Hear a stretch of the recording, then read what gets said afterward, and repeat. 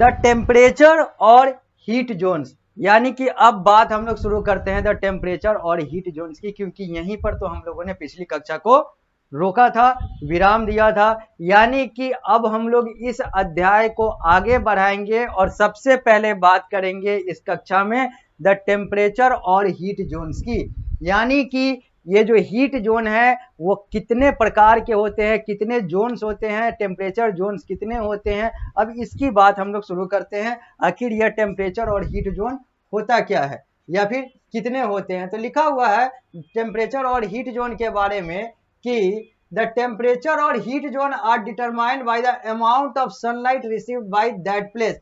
एक जगह पर कितना ज्यादा सनलाइट यानी कि सूर्य की किरण पड़ती है, इससे वहां का टेम्परेचर या फिर वहां का हीट जोन जो है, वहां का टेम्परेचर जोन या वहां का हीट जोन जो है वो निर्धारित होता है। यानी कि सूर्य जो है वो निर्धारित करता है कहीं के टेम्परेचर या हीट जोन को।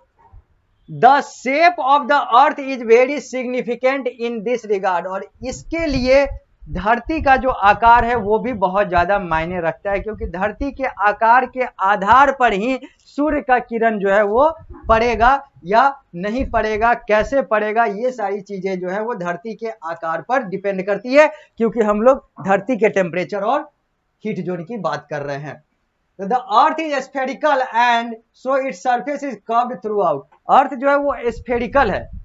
स्फेरिकल का मतलब है कि वो पूरा सर्कुलर नहीं है, वो पूरा सर्कुलर नहीं है, लगभग सर्कुलर है लेकिन पूरा सर्कुलर नहीं है। इसके कारण से जो सन का जो किरण है, सन का जो रे है, वो तो निर्धारित करता ही है हमारे हीट जोन्स को, हमारे टेम्परेचर को, साथ ही साथ जो धरती का जो आकार है वो भी हमारे टेम्परेचर या हीट जोन को निर्धारित करता है, प्रभावित करता है।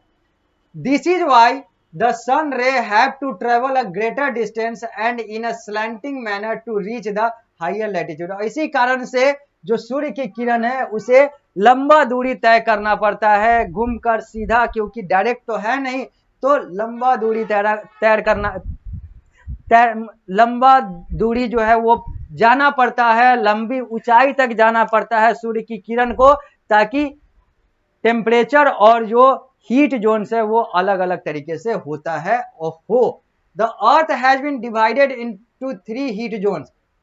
और ज्यादा इधर उधर की बातें न करें तो सीधा सीधा अगर बात करें हीट जोन्स की, तो अर्थ जो है, धरती जो है, हमारी धरती जो है वो 3 हीट जोन्स में, 3 हीट जोन्स में डिवाइडेड है, depending on the amount of heat received by a particular area. और यह डिपेंड करता है कि उस खास क्षेत्र में कितना मात्रा में हीट जो है वो रिसीव होता है, हीट जो है वो आता है। ये जो 3 हीट जोन्स हैं वो यहाँ पर लिखे हुए हैं। ये जो तीनों हीट जोन्स है वो आप लोग को यहाँ पर दिख रहे हैं, आप अपने पुस्तक में भी देख सकते हैं, सामने स्मार्ट बोर्ड के माध्यम से पृष्ठ संख्या 29 पर तो दिख ही रहा है। The torrid zone, the temperate zone and the frigid zone. एक होता है टॉरिड जोन, एक होता है टेम्परेट जोन और एक होता है फ्रिजिड जोन। यही 3 हीट जोन्स हैं। The important latitude are useful in determining the marking these zone.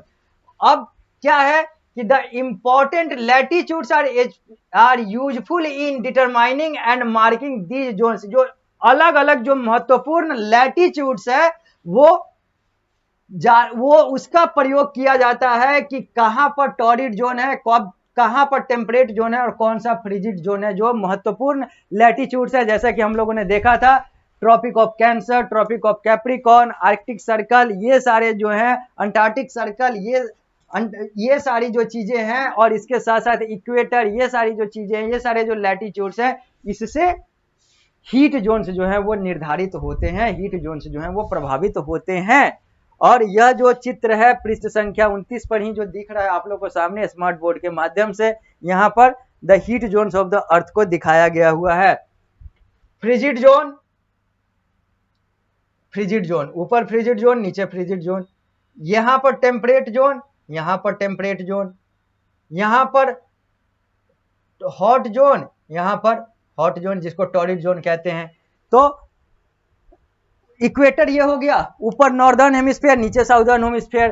तो इक्वेटर के बगल में यानी कि इक्वेटर और ट्रॉपिक ऑफ कैंसर के बीच वाला जो क्षेत्र है, चाहे वो नॉर्दर्न हेमिस्फीयर का जो इक्वेटर और ट्रॉपिक ऑफ कैंसर के बीच वाला क्षेत्र जो है वो टॉरिड जोन कहलाता है या फिर हॉट जोन कहलाता है, जबकि ट्रॉपिक ऑफ कैंसर और आर्कटिक सर्कल के बीच वाला जो जोन है वो टेम्परेट जोन कहलाता है, और जो आर्कटिक सर्कल के ऊपर जो है वो फ्रिजिड जोन कहलाता है। ये सब नॉर्दर्न हेमिस्फीयर की बात कर रहे हैं। साउदर्न हेमिस्फीयर की अगर बात करें तो इक्वेटर और ट्रॉपिक ऑफ कैप्रिकॉर्न के बीच का जो जोन है वो हॉट जोन या टॉरिड जोन कहलाता है, जबकि ट्रॉपिक ऑफ कैप्रिकॉर्न और अंटार्कटिक सर्कल के बीच का जो जोन है वो टेम्परेट जोन कहलाता है, और अंटार्कटिक सर्कल के बियॉन्ड यानी कि उसके नीचे का जो जोन है वो फ्रिजिड जोन कहलाता है, वो फ्रिजिड जोन होता है।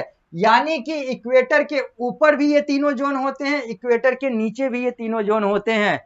यानी कि नॉर्दर्न हेमिस्फीयर में भी ये तीनों जोन होते हैं और साउदर्न हेमिस्फीयर में भी तीनों जोन होते हैं। इक्वेटर से सटे हुए को टॉरिड जोन कहते हैं, बिल्कुल दूर को फ्रिजिड जोन कहते हैं, और टॉरिड और फ्रिजिड के बीच का जो जोन होता है वो टेम्परेट जोन होता है।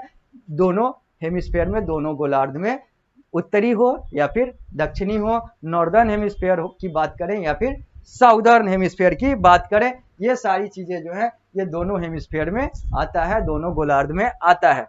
अब हम लोग आगे बढ़ेंगे और बात करेंगे पृष्ठ संख्या 29 से होते हुए पृष्ठ संख्या 30 की, और 30 पर सबसे पहले आ रहा है द टॉरिड जोन। सबसे पहले हम लोग बात करेंगे द टॉरिड जोन की, आखिर टॉरिड जोन होता क्या है, इसकी खासियत क्या है, इसमें क्या क्या चीजें हैं जो आप लोगों को आपके पाठ्यक्रम, आपके बोर्ड के पीएसबीआई के पाठ्यक्रम के अनुसार जानने जरूरी हैं, आवश्यक हैं। तो टॉरिड जोन लिखा हुआ है, torrid zone also called the hot zone, torrid zone को हॉट जोन भी कहते हैं। The torrid zone is the hottest zone on the surface of the earth because it gets the direct rays of the sun। ये सबसे ज्यादा गर्म वाला zone होता है, हॉटेस्ट जोन होता है धरती पर, धरती के सतह पर, क्योंकि यहाँ पर सूर्य की किरण जो है वो सीधा पड़ती है। This zone stretches from the Tropic of Cancer to the Tropic of Capricorn, और यह जो जोन है ये ट्रॉपिक ऑफ कैंसर यानी कि 23.5 डिग्री नॉर्थ से 23.5 degree south Tropic of Capricorn तक फैला हुआ होता है। यानी कि Tropic of Cancer northern hemisphere में और Tropic of Capricorn southern hemisphere में, ये जो दोनों के बीच का जो जोन है यही कहलाता है हॉट जोन या torrid zone. Since this zone stretches over both the hemisphere, it is divided into North Torrid Zone and South Torrid Zone। चूंकि यह जो है यह दोनों में फैला हुआ है, दोनों में एक साथ फैला हुआ है, इसलिए दोनों में तो सब है, तीनों जोन है, लेकिन ये एक साथ फैला हुआ है, इसलिए इसको नॉर्थ टॉरिड जोन और साउथ टॉरिड जोन कहते हैं। नॉर्थ टॉरिड जोन जो है वो नॉर्दर्न हेमिस्फीयर में, साउथ टॉरिड जोन जो है वो साउदर्न हेमिस्फीयर में। It has a tropical climate as it receives the sun rays throughout the year. यहाँ का जो क्लाइमेट, जलवायु जो होता है वो ट्रॉपिकल होता है, क्योंकि यहाँ पर सन रेज जो है वो हमेशा आता है, हमेशा मिलता है सूर्य का किरण। It is always hot and wet since high temperature causes lot of evaporation and rainfall. यहाँ पर बहुत ज्यादा गर्मी होता है और इसी कारण से यह बहुत ज्यादा भींगा गीला भी होता है, क्योंकि जितना ज्यादा गर्मी होगा उतना ज्यादा इवेपोरेशन, उतना ज्यादा जो है भाप और ये सारी चीजों का बनना होगा, जिसके कारण से बारिश भी उतना ही ज्यादा होता है। गर्मी, बारिश, यही सारा चीज खासियत है टॉरिड जोन का। There is hardly any winter season here. यहाँ पर शायद ही कभी कुछ ठंड वाला मौसम आ जाए, नहीं तो ये गर्म ही रहता है। However, as you move away from the equator, the season appear more distinct। और हालांकि जितना ज्यादा आप इक्वेटर से दूर जाएंगे इस टॉरिड जोन में ही सीजन जो है वो बदलता हुआ महसूस होगा, अलग महसूस होगा। अब हम लोग बात करेंगे द टेम्परेट जोन का, कि आखिर यह टेम्परेट जोन क्या है, टेम्परेट जोन का क्या मतलब है। तो लिखा हुआ है the temperate zone lies between the torrid and frigid zone. Temperate zone जो है ये टॉरिड और फ्रिजिड जोन के बीच में होता है। As it appears from the name, the place in this zone are neither too hot or not too cold। नाम से ही क्लियर है कि ये टेम्परेट है, मतलब ना ज्यादा ठंडा है ना ज्यादा यहाँ पर गर्म है। On the basis of its location, this zone too is divided into two separate parts। अपने जगह के आधार पर यह जोन भी दो नाम से या फिर दो हिस्सों में डिवाइडेड है। The north temperate zone is situated between the Tropic of Cancer to the Arctic Circle, whereas the south temperate zone extend from the tropic of cancer to the antarctic circle। एक north temperate zone है जो Arctic circle और Tropic of cancer के बीच में पाया जाता है, तो एक साउथ टेम्परेट जोन है जो ट्रॉपिक ऑफ कैंसर और ट्रॉपिक ऑफ कैप्रिकॉर्न और अंटार्कटिक सर्कल के बीच में पाया जाता है। This zone get slightly slanting sun rays and hence is cooler than the torrid zone. यहां पर थोड़ा सा तिरछा सूर्य का किरण पड़ता है इन दोनों ऊपर और नीचे वाले टेम्परेट जोन में, इसलिए यहां पर थोड़ा बहुत जो है वो ठंड होता है, और या फिर कहें तो टॉरिड जोन की तुलना में ज्यादा ठंड वाला एरिया हो जाता है, ये क्षेत्र हो जाता है। The summer and winter season are very distinct in this zone. और यहाँ पर समर और विंटर सीजन दोनों आता है, दोनों अलग अलग तरह का मौसम लेकर आता है। The day are longer in summer month and night are longer in winter month of the temperate zone. Temperate zone में गर्मी में दिन बड़ा होता है और ठंड में रात बड़ी होती है, ये टेम्परेट जोन की खासियत है। अब हम लोग बात करेंगे लास्ट जोन की, यानी कि द फ्रिजिड जोन की। फ्रिजिड जोन क्या कहता है, फ्रिजिड जोन का मतलब क्या है? The frigid zone lies beyond the Arctic and Antarctic circle. Frigid zone का मतलब है आर्कटिक सर्कल के ऊपर और अंटार्कटिक सर्कल के नीचे, यानी कि नॉर्दर्न हेमिस्फीयर में आर्कटिक सर्कल के ऊपर, साउदर्न हेमिस्फीयर में अंटार्कटिक सर्कल के नीचे। It also has two part, one in northern hemisphere and other in southern hemisphere. इसके भी दो पार्ट होते हैं, दो हिस्से होते हैं, एक नॉर्दर्न हेमिस्फीयर में जो नॉर्थ फ्रिजिड जोन कहलाता है और एक साउदर्न हेमिस्फीयर में जो साउथ फ्रिजिड जोन कहलाता है। ये सारी बातें हम लोगों ने कर ली।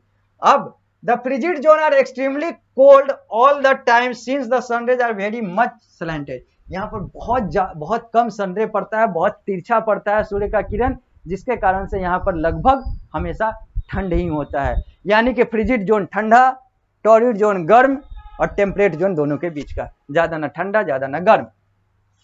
We have read earlier that during the summer the region beyond the Arctic Circle have daylight of 6 months, while during the winter they have darkened for 6 months। हम लोगों ने पहले देखा है कि ड्यूरिंग द समर, यानी कि गर्मी में इस फ्रिजिड जोन में, during the summer the region beyond the Arctic circle, Arctic circle के ऊपर यानी कि फ्रिजिड जोन वाला, have daylight for 6 month, 6 महीने तक यहाँ पर डे लाइट, यहाँ पर सूर्य का किरण होता है, यानी कि यहाँ पर दिन होता है। वाइल ड्यूरिंग द विंटर, जबकि ठंड में, they have darkness for 6 month, यहाँ पर 6 महीने तक अंधेरा होता है। This is because of the tilt of the axis, और ये सब एक्सिस के टिल्ट यानी कि एक्सिस के झुकाव के कारण से होता है। ये सब आप लोगों ने पिछले अध्याय में देखा था, मूवमेंट्स ऑफ द अर्थ में देखा था। People face lot of difficulties in frigid zone. Frigid zone में रहने में बहुत ज्यादा समस्या होता है, इतना ना ज्यादा ठंड है, हमेशा दिन है, हमेशा रात है, तो चीजें तो मुश्किल होगी ही होगी। Some of the places here have permanent ice cover on the ground, और यहाँ पर कुछ ऐसे जगह है जहां पर हमेशा बर्फ ही रहता है, हमेशा बर्फ से ही घिरा हुआ रहता है। तो ये सारी बातें हो गई फ्रिजिड जोन की, और इसी के साथ यह अध्याय हो गया समाप्त। जब हम लोग अगली कक्षा में मिलेंगे तो इस अध्याय को पूर्ण रूप से समाप्त करेंगे, क्योंकि तब हम लोग बात करेंगे कीवर्ड्स की, लेट्स रैप अप की, यानी कि हम लोग बात करेंगे कुछ चुनिंदा शब्दों के अर्थ की, हम लोग बात करेंगे पूरे चैप्टर के समरी की, जो हम लोगों ने अलग अलग कक्षाओं के माध्यम से मैंने आप लोग को पढ़ाया है, और उसके बाद हम लोग क्वेश्चन आंसर यानी कि प्रश्न उत्तर की बात करते हुए इस अध्याय को समाप्त करेंगे। तो मिलते हैं इस अध्याय के अंतिम कक्षा यानी कि अगली कक्षा में।